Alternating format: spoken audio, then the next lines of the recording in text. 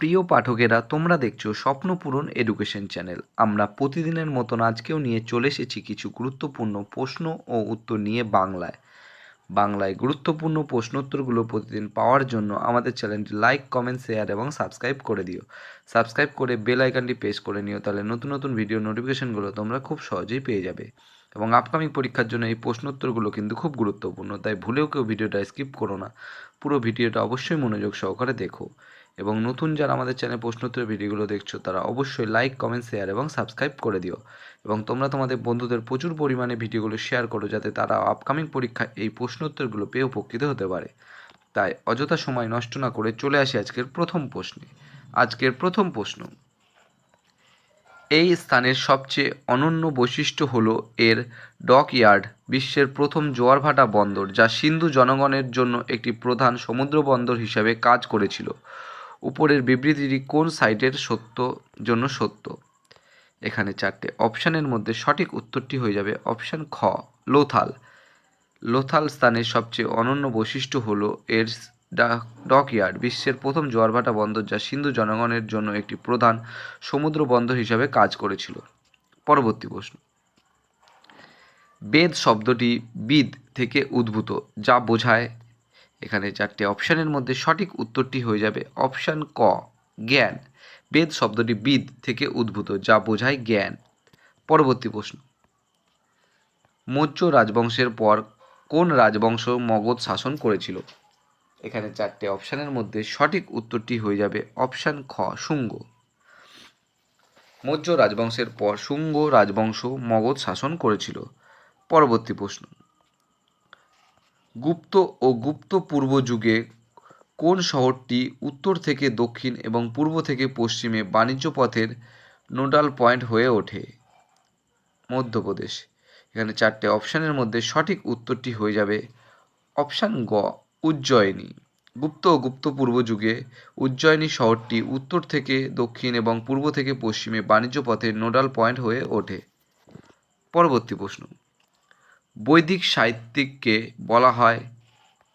এখানে চারটে অপশানের মধ্যে সঠিক উত্তরটি হয়ে যাবে অপশান ক, শ্রুতি। বৈদিক সাহিত্যিককে বলা হয় শ্রুতি। পরবর্তী প্রশ্ন: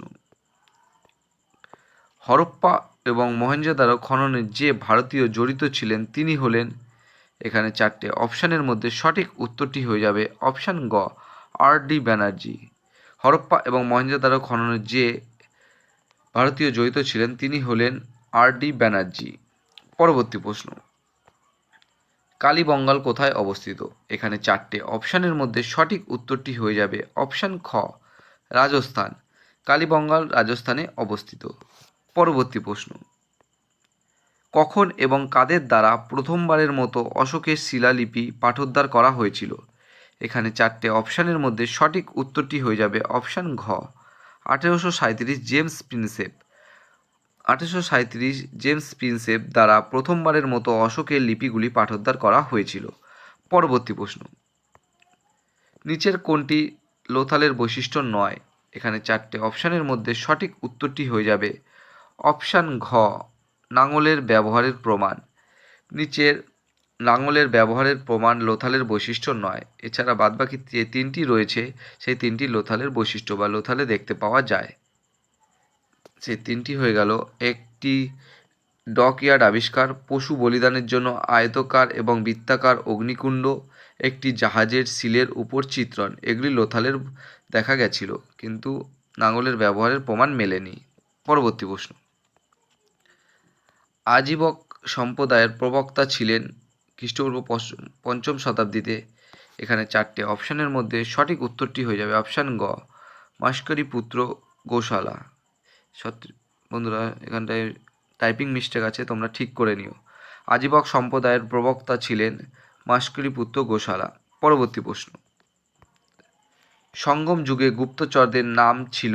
এখানে চারটে অপশানের মধ্যে সঠিক উত্তরটি হয়ে যাবে অপশান গ, ওরারস। সঙ্গম যুগে গুপ্তচরদের নাম ছিল ওরারস।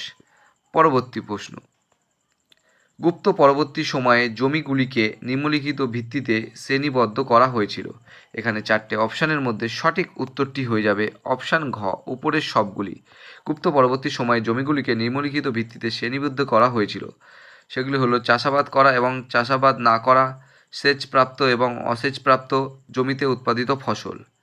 পরবর্তী প্রশ্ন, পল্লব চোল স্থাপত্য শৈল সাধারণত বলা হয়, এখানে চারটে অপশানের মধ্যে সঠিক উত্তরটি হয়ে যাবে অপশান ঘ, দ্রাবিড়। পল্লব চোল স্থাপত্য শৈল সাধারণত বলা হয় দ্রাবিড়। পরবর্তী প্রশ্ন, আলভার ছিলেন তামিল ভক্তিমূলক সম্প্রদায়ের ড্যাশ স্রোতশিল্পী। এখানে শূন্যস্থানে হয়ে যাবে চারটে অপশানের মধ্যে সঠিক উত্তরটি অপশান খ, বৈষ্ণব। আলভার ছিলেন তামিল ভক্তিমূলক সম্প্রদায়ের বৈষ্ণব স্রোত শিল্পী।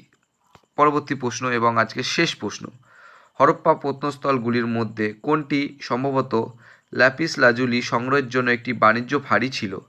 এখানে চারটে অপশানের মধ্যে সঠিক উত্তরটি হয়ে যাবে অপশান ক, সটুগায়। হরপ্পা প্রত্নস্থলগুলির মধ্যে সটুগায় সম্ভবত লাপিস লাজুলি সংগ্রহের জন্য একটি বাণিজ্যিক ফাঁড়ি ছিল, যেটি আফগানিস্তানে অবস্থিত। বন্ধুরা, তোমাদের জন্য আজকে এ কটাই প্রশ্নোত্তর ছিল। তোমাদের প্রশ্নোত্তরগুলো পেয়ে যদি উপকৃত হয়ে থাকো, অবশ্যই আমাদের চ্যানেলটি লাইক, কমেন্ট, শেয়ার এবং সাবস্ক্রাইব করে দেবে। সাবস্ক্রাইব করে বেল আইকনটি প্রেস করে নেবে, তাহলে নতুন নতুন ভিডিও নোটিফিকেশনগুলো তোমরা খুব সহজেই পেয়ে যাবে।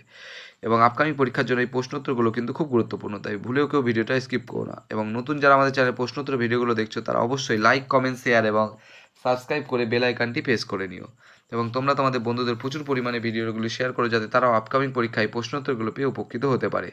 আমাদের ডেসক্রিপশন বক্সে ফেসবুক গ্রুপ, টেলিগ্রাম গ্রুপ এবং হোয়াটসঅ্যাপ গ্রুপের লিঙ্ক দেওয়া আছে, সেখানে গিয়ে সবাই অবশ্যই জয়েন করে নিও।